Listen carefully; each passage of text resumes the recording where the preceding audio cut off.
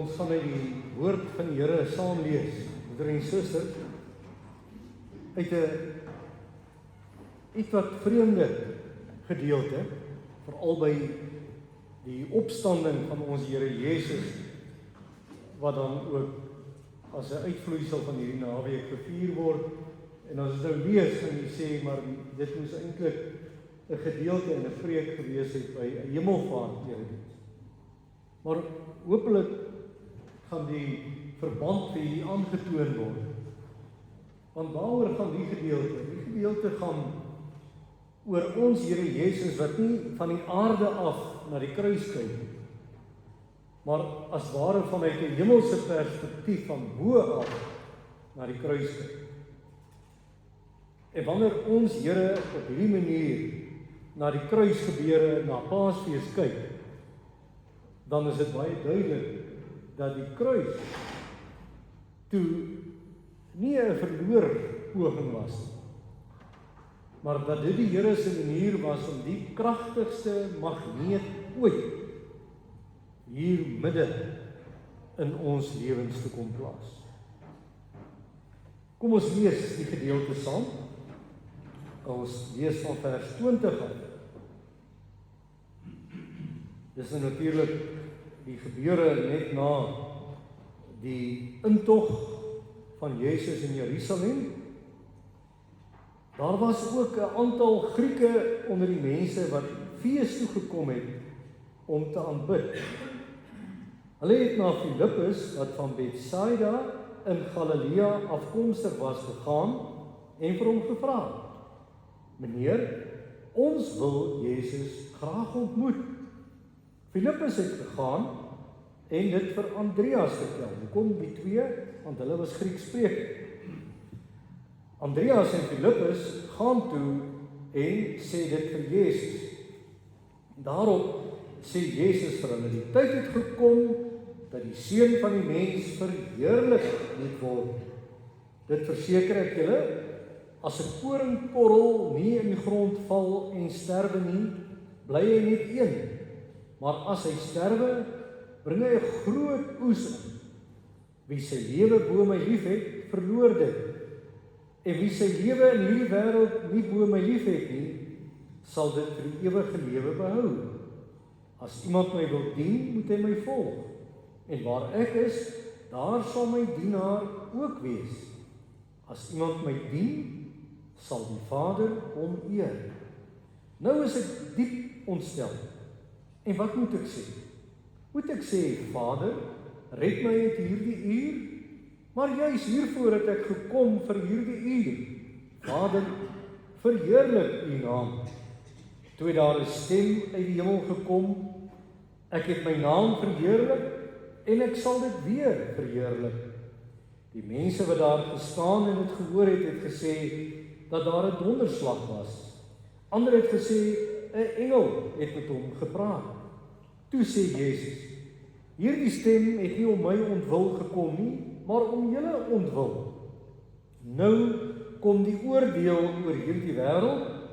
Nou sal die owerste van hierdie wêreld uitgegooi word buitentoe. En as ek van die aarde af verhoog is, sal ek almal na my toe trek." Dit het hy gesê en daarmee ook aangedui op watter manier hy sou sterwe. Die mense sê toe vir hom: "Ons het in die skrif geleer dat die Christus vir ewig gaan bly. Hoe sê u nou dat die Seun van die Mens verhoog moet word? En hierdie Seun van die Mens, wie is hy?" Toe sê Jesus vir hulle: "Nog net 'n kort tydjie is die lig by julle. Lewe in die lig terwyl julle dit het, sodat die duisternis julle nie oorval nie. Wie in die duisternis lewe, weet nie waar hy gaan uitkom nie. Terwyl julle die lig het, moet julle in die lig glo, sodat julle mense van die lig kan wees." Dit het Jesus gesê en daarna van hulle al weggegaan en hom skuil gehou. Vers 27 tot 33. Broeders en susters, terwyl ek dit lees, kan jy gerus op die skerm dan ook kyk hoe die 2020 vertaling dit vir ons vertaal. Ek lees uit die 83 en u volg op die skerm die 2020 vertaal. Nou is ek diep ontstel. En wat moet ek sê? Moet ek sê, Vader, red my uit hierdie uur? Maar juis hiervoor het ek gekom vir hierdie uur. Vader, verheerlik u naam. Toe daar 'n stem uit die hemel gekom, ek het my naam verheerlik en ek sal dit weer verheerlik. Die mense wat daar gestaan en dit gehoor het gesê dat daar 'n donderslag was. Ander het gesê, 'n engel het met hom gepraat. Toe sê Jesus, hierdie stem het nie om my ontwil gekom nie, maar om julle ontwil. Nou kom die oordeel oor hierdie wêreld. Nou sal die owerste van hierdie wêreld uitgegooi word buitentoe. En as ek van die aarde af verhoog is, sal ek almal na my toe trek. Dit het hy gesê en daarmee ook aangedui op watter manier hy sou sterwe. Net om dit vir ons duideliker te maak, is daar twee skyfies, as ons dit net op die skerm kan kry, indien dit moontlik is asseblief. Die twee skyfies daar. Die eerste een, broer en suster, baie belangrik.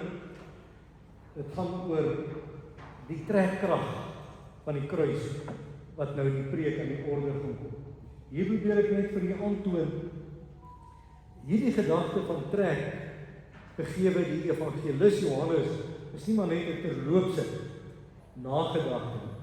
Dis eintlik op baie belangrike strategiese plekke in die evangelie vir ons opgeteken. Kyk maar na die eerste gedeelte daar, niemand kan na my toe kom as die Vader wat my gestuur het om die trek nie. Sien jy daar, die trekkende krag. Dan weer in Johannes 6, niemand kom na my toe as dit hom nie deur die Vader gegee is nie. En dan nou in die gedeelte, en as ek van die aarde af verhoog is, sal ek almal na my toe trek. Baie belangrik. En dan net 'n vergelykende studie om te sien hoe die Ou Testament deurgaan na die Nuwe Testament. Die volgende skyfie asseblief. Daar het jy dit nou, 'n band wat die profeet Jeremia vir ons baie mooi optel. Daar in Jeremia 31, met ewige liefde het ek jou lief gehad, daarom het ek jou met goedertierenheid getrek. En hy sê vinnig terug, en nou sien jy daar die trek is nie 'n stoot of 'n klap of 'n slaan nie, maar 'n trek, 'n kragtige trek, en hoe dat daardie lyn van die Ou Testament dan eintlik hier in hierdie woorde van ons Here Jesus in wonderlike vervulling gaan. Baie dankie vir die twee skyfies. Geliefde broeder en suster en ons jonger kinders, alle mense, ook elkeen van ons, word deur iets of deur iemand in hierdie lewe getrek. Ek kan getrek word deur my drome, deur ideale. Kom ons noem dit ambisie. Ek kan getrek word deur die materiële dinge wat hierdie wêreld ons bied. Ek kan getrek word deur ander mense se teenwoordigheid. Amper soos daardie jong man en jong meisie wat mekaar ontmoet en dit is as ware asof daar klaar 'n trekkrag is. Maar so word ons ook getrek deur ons vrese. My vrees van ek wil nie alleen wees nie. Daardie vrees van ek wil nie misluk nie. Daardie vrees van ek wil nie eenkant toe gestoot word. Hoe dit ook al sê, allerlei kragte wat in ons lewens kom trek, sodat dit meermale vir ons voel asof ons heen en weer tussen hierdie pendulum rondgeswaai word. Maar nou in die geleesde gedeelte kom ons Here Jesus en hy vertel ons persoonlik dat die grootste trekkrag sy kruis is. En nou hoor ek, broeder en suster, u sê in die binneste, watter aantrekkingskrag kan die kruis tog hê, want die kruis is sinoniem met hierdie diepe lyding en vernedering, pyn en swaar kry en verlatenheid wat ons Here Jesus dan moes deurborstel. En tog kom ons Here Jesus en hy sê vir ons, kom ons kyk anders hierna. En ons sien die aantrekkingskrag raak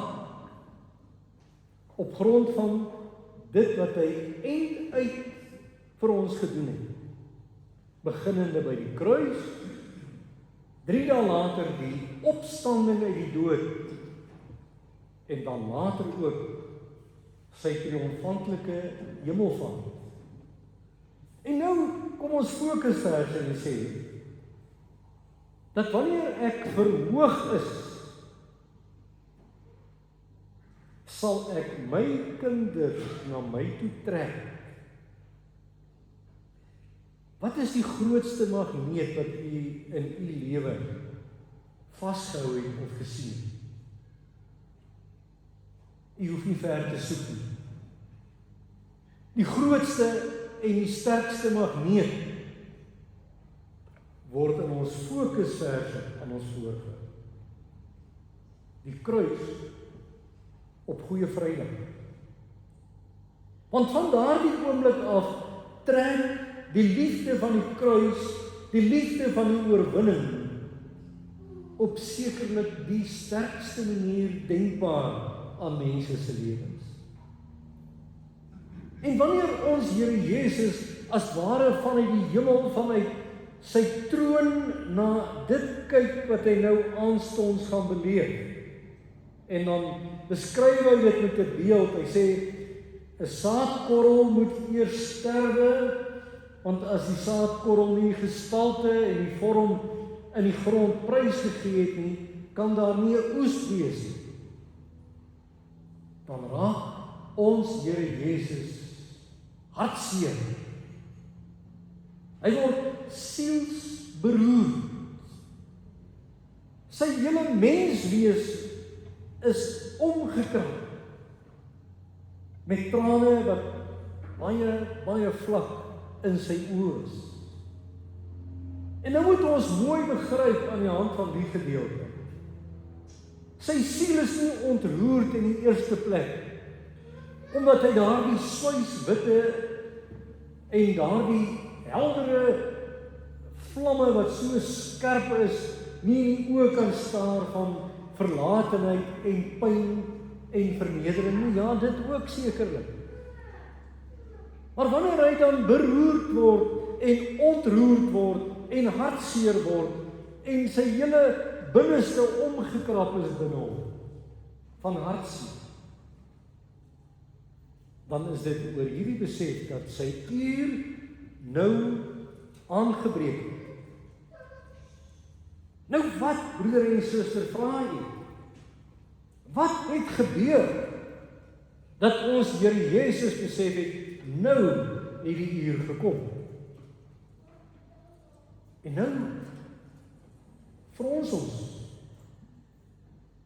Want Johannes 12 vertel ons, dis nie in die eerste instansie die feit dat hy nou oorgegee is, of op die punt is om oorgegee te word om gemartel te word, wat beteken dat hy siels ontroerd is. Dis nie dit wat mense aan hom doen, wat hom laat besef, sy uur het nou aangebreek nie, daardie beslissende keerpunt in die wêreldgeskiedenis nie. Dis iets oënskynlik, mens van amper sê, vreemd. Iets baie klein. 'n groep mense uit die Grieke kom na 2 van sy disippels toe en sê, doen vir ons bemiddeling, want ons wil graag Jesus van Nasaret ontmoet. Ons wil graag van hom wat ons so baie nou gehoor het tot op hierdie tydstip, ons wil graag met hom in gesprek gaan. En nou wil dit vir ons lyk, asof Jesus hierdie billike versoek van eer betoon, asof hy dit nie goed vond. Hy staan nie die versoek toe nie. Maar hy antwoord deur Andreas en Filippus, die 2 Grieksprekende disippels, antwoord hy hierdie Grieke en sê, nee, nie hierdie persoonlike gesprek met my nie. Daar moet eers iets gebeur. En wat moet gebeur? Die saadkorrel moet in die grond val en sterwe, sodat 'n wêreldoes opgelewer kan word. Sien jy wat doen Jesus? Hy sê, ek moet sterwe en deur my sterwe heen begin daardie pad van my verhoging. En wanneer ek verhoog is, deur die kruis heen, sal ek mense vanuit die internasionale wêreld na my toe trek. Nie net mense uit Jerusalem nie, maar uit die wêreld sal ek mense na my toe trek. Deur die magneet van die kruis. Broeder en suster, dit is 'n mond vol, is dit nie? En dit is dan wanneer ons Here Jesus in die gedeelte oorgaan om te bid. Want as iets so groot is dat 'n mens dit nie onder woorde kan bring, en jou hoorders dit nie kan verstaan nie, dan is dit seker raadsaam om te bid daaroor. En dan bid ons Here Jesus en hy sê, Vader, nou het die uur gekom. Laat u naam deur dit wat gaan gebeur, hierdie saadkorrel wat in die grond moet sterf. Laat u naam hierdeur verheerlik word en dan onmiddellik, voordat 'n mens 'n oog kan knip, daardie stem wat hier deur die hemel breek. Wat word daar gesê? Ons weet nie. Want die mense daar rondom, daar naby sê, dit was 'n donderslag. Anders sê nee, Jesus het met 'n engel in gesprek verkeer. Maar Jesus kom en hy sê, nee, hierdie stem uit die hemel was nie om my ontwil gewees nie, maar om julle ontwil. En nou sou 'n mens eintlik aan die hand van die gedeelte kon sê, daardie stem sê eintlik, Goeie Vrydag, daardie kruisgebeure is 'n noodsaaklikheid, want as dit nie daar was nie, dan was daar ook nie 'n vaderhuis nie, was daar nie 'n ouerhuis nie, was daar nie verlossing nie, was daar nie daardie besef van ons is meer as oorwinnaars. Maar u broeder en suster, ons Here Jesus kom en hy sê, dit moet nou gebeur, want die magneet van liefde moet begin trek. Hoort u die erns? En nou trek ons 'n gordyn bokant die behandeling van die gedeelte oop.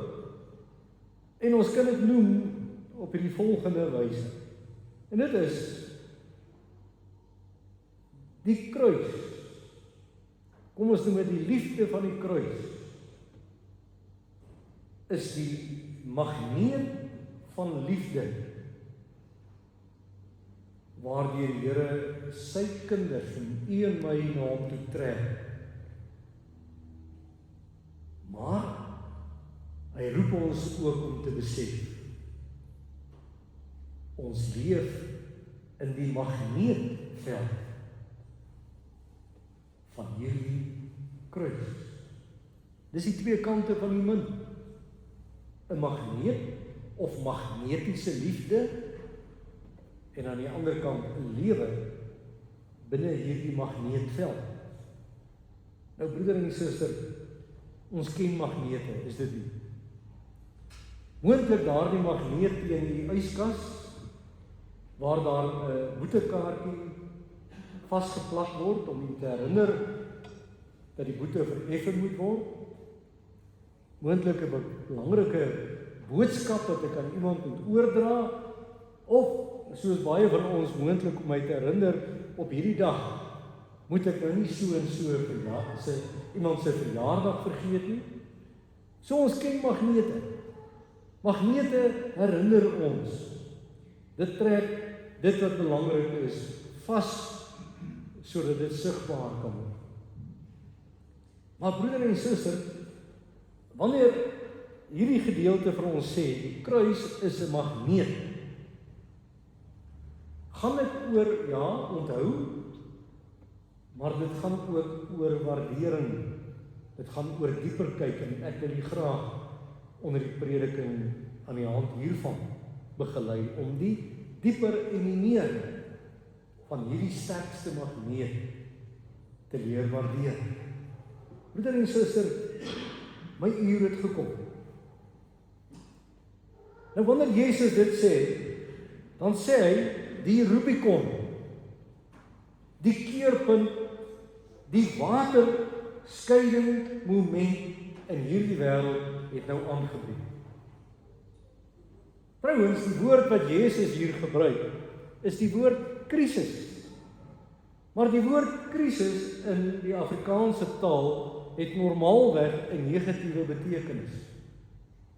Maar wanneer ons Here Jesus dit gebruik, en dit dan ook in die Griekse taal oorgesit word, het hierdie woord krisis nie 'n negatiewe betekenis nie, maar 'n beslissende betekenis.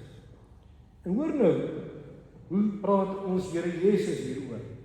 Wanneer hy nou weet sy uur het aangebreek, dan sê hy, nou is ek diep ontsteld, my siel is ewig ontsteld. En wat moet ek sê? Moet ek sê, Vader, red my uit hierdie uur? Hoor u, dis byna 'n retoriese vraag. Daar staan letterlik, moet ek sê, Vader, red my uit hierdie donker uur? En dan antwoord Jesus daardie vraag, maar juis, hy sê nee, maar juis hiervoor het ek gekom vir hierdie uur. Vader, verheerlik u naam. Nou broeder en suster, een versie, wat eintlik die hele gang, die hele pylpunt beweging van die evangelie op 'n woord ekonomiese wyse vasvat. Jesus sê, wat moet ek nou sê oor hierdie beslissende moment? Moet ek dit probeer stap, soos 'n kranige binnesenter? Moet ek om die kruis probeer hardloop, soos 'n vinnige atleet? En hy sê nee, dis onafwendbaar.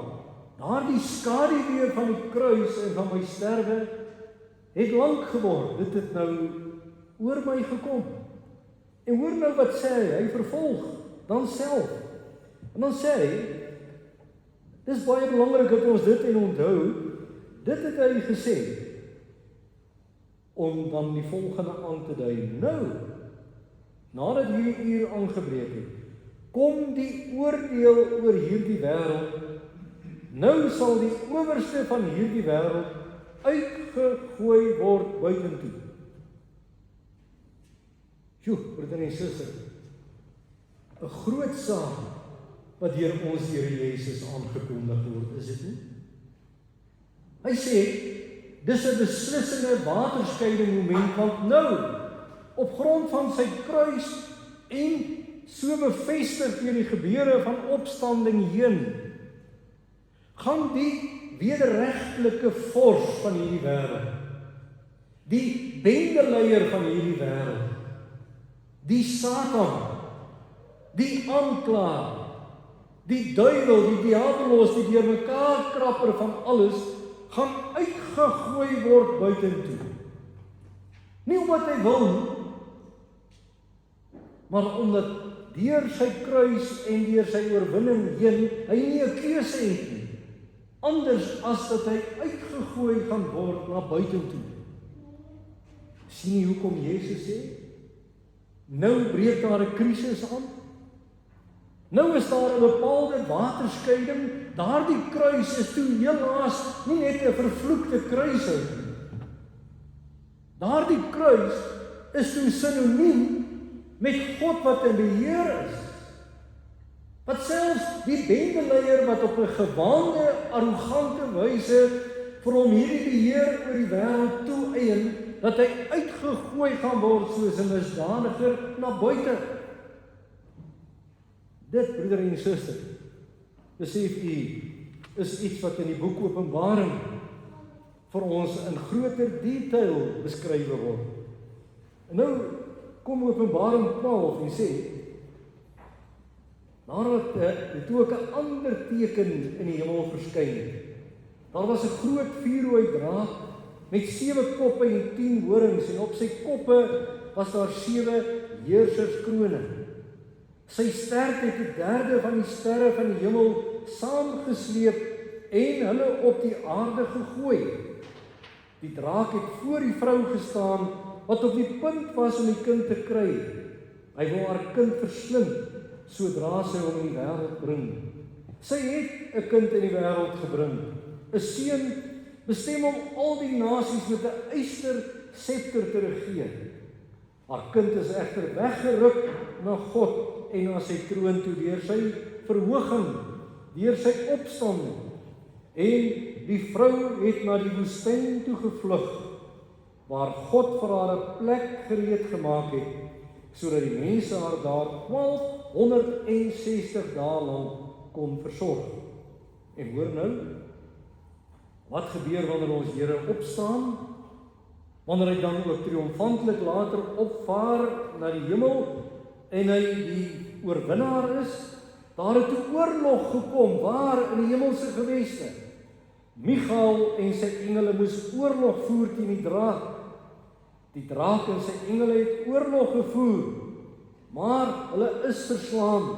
In die hemel was daar geen spoor meer van hulle te vind nie, want die groot draak, die slang van ouds wat die duiwel en die Satan genoem word, en wat die hele wêreld verlei, is uit die hemel uitgegooi. Hy is op die aarde gegooi, minagter, en sy engele saam met hom. En dan daardie loflied in die middel van die boek Openbaring, waar daar gesing word, nou het ons God die redding gebring, nou is sy mag en koningskap hier, en die gesag van sy gesalfde. Die aanklaer van ons medegelowiges is uit die hemel uitgegooi. Hy wat hulle dag en nag voor ons God aangekla het. Hulle het self die oorwinning oor hom behaal, danksy die bloed van die lam. En dan daardie woorde, daarom hemel en die wat daarin bly, verheug julle, maar vir julle land en see wag daar elende, omdat die duiwel na julle toe gekom het met groot woede en met die wete dat hy min tyd het. Die duiwel, die Satan, die wederregtelike vors uitgegooi. En hy is spreekwoordelik soos daardie wilde hond, kwaai hond wat hier aan 'n ketting vasgemaak is. En nou word daar gesê, en ons het self in Christus die oorwinning behaal. Hoor u hoe kyk Jesus na sy kruis? Hy kyk vanuit die verhoging. En nou moet ons katvoet loop, broeder en suster, hierdie woord verhoging wat hier gebruik word, het 'n dubbele betekenis in die oorspronklike. Dit kan beteken om in jou ereposisie herstel te word, om dan jou troon te gaan inneem. En sou ons die woord verhoging soos dit hier gebruik word, net so verstaan, in 'n verskraalde vorm, dan sou dit beteken het dat ons Here Jesus die aarde verlaat het en hy eintlik gesê het, dankie tog, nou is dit klaar met hierdie bose werk. Maar dit is so, hy is verhoog. En die boek Openbaring sê vir ons, hy is daar op sy troon aan die regterhand van God. Maar die ander betekenis van die woord verhoging, wat hier gebruik is, het dan 'n betekenis wat eintlik sê, dat ons Here Jesus in die openbaar, op 'n publieke wyse, bekend gestel is. Hoor jy? Wanneer hy sê, wanneer ek verhoog is, sal ek my kinders na my toe trek. Nadat ek in die openbaar geproklameer, aangekondig is as die koning wat die dood oorwin het, die Satan oorwin het, en lewe bewerk het. Nadat ek so bekend gemaak is, sal die krag, die magneet van die kruis begin werk.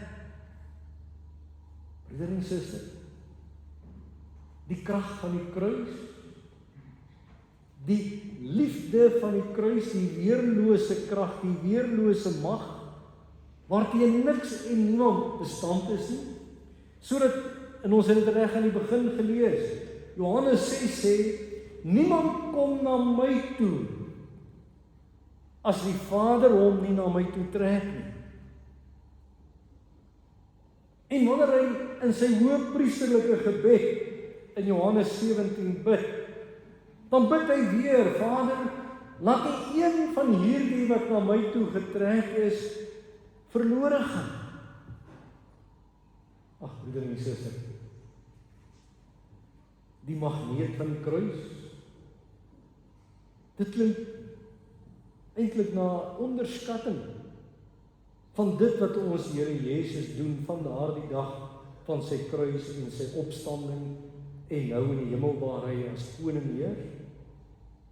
En tog is dit hierdie wonderlike manier van die Bybel om te sê, kom op 'n woord-ekonomiese wyse en ons beskryf die omvangrykheid van hom wat nadat hy oorwin het, nie vir een oomblik opgehou het om sy kinders vir u en my na hom toe te trek nie. Hy doen moeite.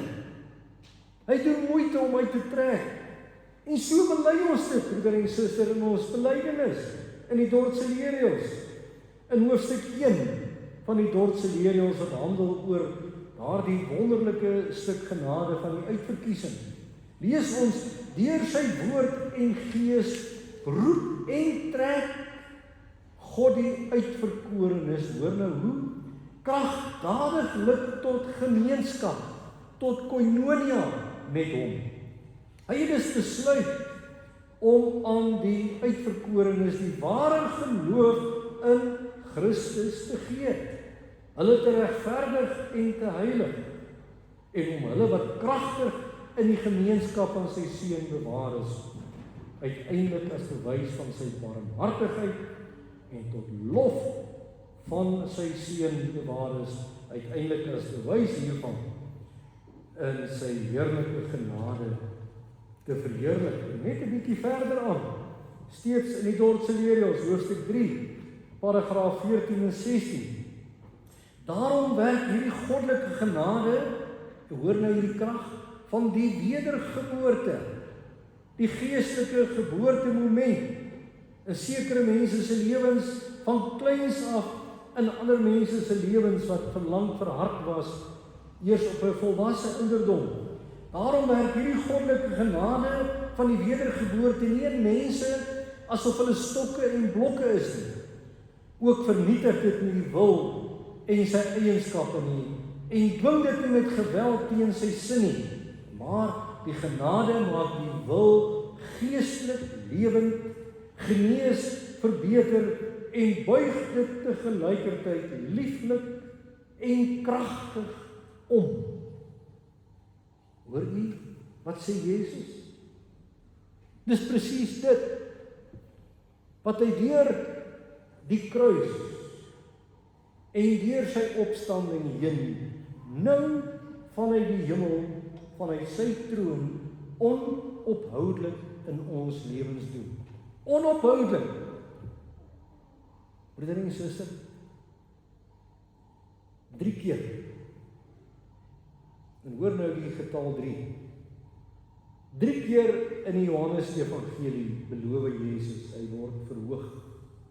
Met ander woorde, die kruis toe nie 'n nederlaag nie, maar hy word as koning verhoog voor die oë van alle mense. Die opskrif ook aan die kruis. Dit is Jesus, die koning van die Jode, in Grieks, Hebreëus en Latyn.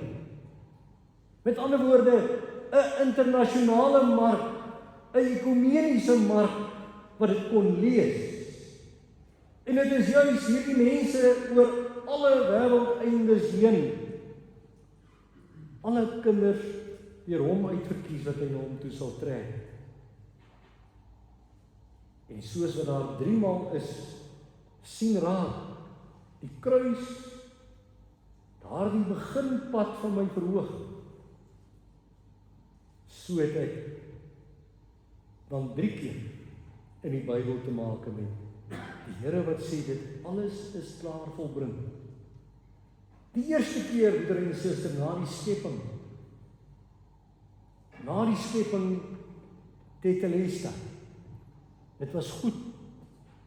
Dit is volbring. Aan die einde in die boek Openbaring, tetelestai, dit is verby. Dit is volbring. Maar hier oor Paasnaweek, die middelste deel van, en dit is die derde, dit is volbring. Wanneer Jesus aan die kruis sy eindrapport lewer, tot op die laaste druppeltjie, is daar vir ons sonde betaal. Hoor jy? Die werk van die Vader by die skepping, aan die kruis die werk van die Seun, en in die boek Openbaring die werk van die Heilige Gees, sodat ons eintlik kan sê, tussen skepping en herskepping, kom die werk van ons Here Jesus, en sy oproep van, dit is volledig gedoen. Goeie Vrydag, broer en suster. Die kruis in u en my lewe is baie meer as die yskas magneet. Kom ek vra vir elkeen van ons persoonlik. Het u oor hierdie naweek weer gevoel hoe trek die Here aan u en my lewe? Het u weer in u binneste daardie diepe dankbaarheid gevoel, ons Here Jesus het vir my aan die kruis gehang? Weet verseker, dis daardie magneet, wat ook weer hierdie Paasfees heen na my getrek, soos dat hy na hierdie erediens aan my lewe trek. Ja, broeder en suster, die Here stamp en slaan nie aan sy kinders, maar hy trek op 'n kragtige wyse deur liefde, soms op vreemde maniere.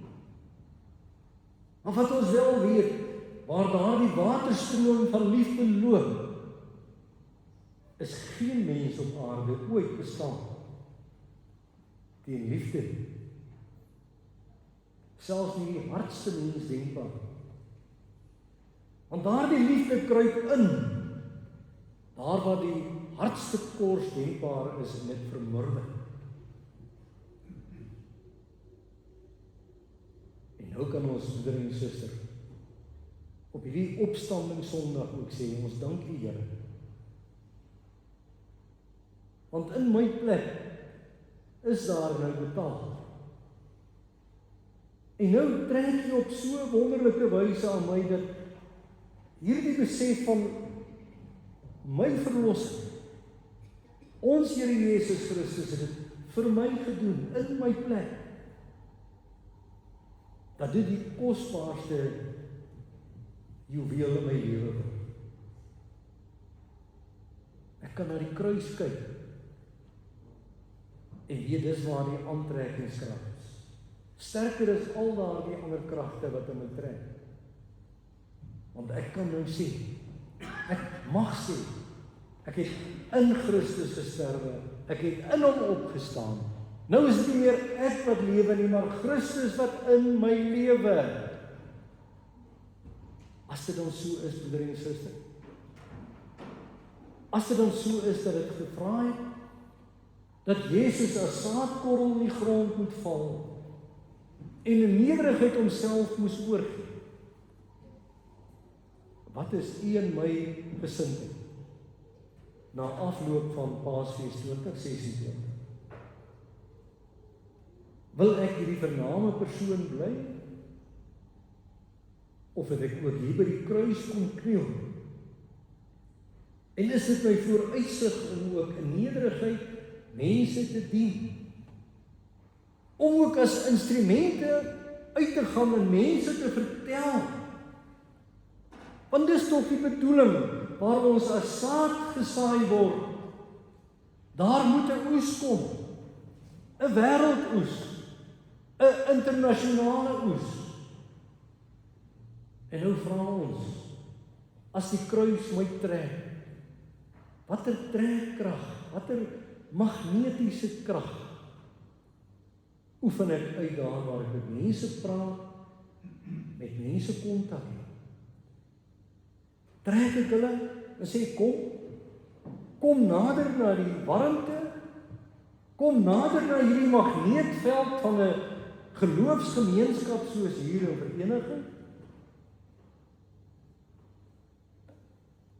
Of staan ek koud, broeder en suster, teenoor die groot geestelike nood van mense rondom ons?